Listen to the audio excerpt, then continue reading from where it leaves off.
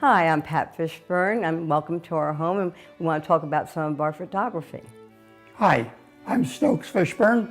We've been married 61 years, and for many of those years, we have been avid photographers and doing really great things. We used to live on Sanibel.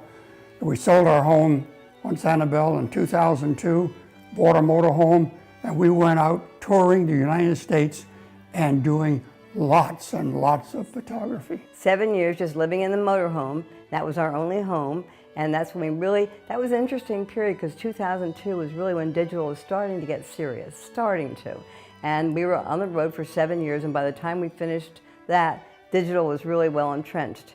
And we were doing digital the whole time and moving up in camera. Stokes started out with a little tiny Olympus, and we finally ended up with larger and larger cameras and 500 lenses for doing 500 millimeter lenses for doing bird photography. Yeah, so we want to show you a little bit more of our photography around the house. One of the things we did when we were traveling was we took courses from various people around the country, well-known photographers. And one of the places that we were dealing with was Arizona Highways, which is a magazine. And they had a photography course that they offered in the Havasu Falls area. And we went down there for about 5 or 6 days with them. And this picture was taken, this is Havasu Falls, and it's printed on canvas. So it has a sort of a three-dimensional look to it. And this is a side canyon of the Grand Canyon, and it's where the Havasupai Indians live. And to get down there, you have to either walk down about 7 miles. We took a helicopter down. And on the way back, I took a horse back up. And it's a very interesting place to do photography. And we'll show you a few more things that were taken in that area. This picture is an infrared picture. It is taken of just infrared radiation from the sun reflecting off of the sky. It doesn't reflect from the sky. It reflects almost 100% from the chlorophyll in trees and plants.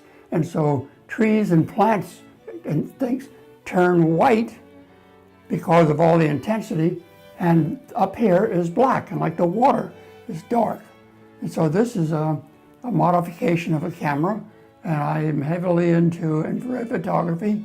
It just offers some very interesting aspects of people and nature. And of course, nobody can see infrared, so we don't have a color in the infrared. This is just shows the intensity of the infrared light. And this is intense, and that's not. With the art show coming up, the art show and sale that is, we're going to enter a few pieces. We're only going to show you 2 of them. We have a few other things we'll be having there, but here's the first one, and this one is a water lily. And this is actually a photograph, although a lot of people think it's a painting because it has such depth. The reason it has such depth is it's printed on canvas. And this was a very perfect bloom. I was very lucky to come along before it had turned brown or anything. It was the first day it had bloomed, and it's just so pretty. And I hope you all enjoy it, and come see it at the art show. And this is one of the pieces that I will be putting into the art show. It's a local picture. I'm not going to tell you where it is or anything or what it is, but you can find out when you come to the art show. And it's, I actually spent several days trying to get a decent picture, and I finally got this picture. And I'll explain to you at the art show how it all works out, but it was a lot of fun.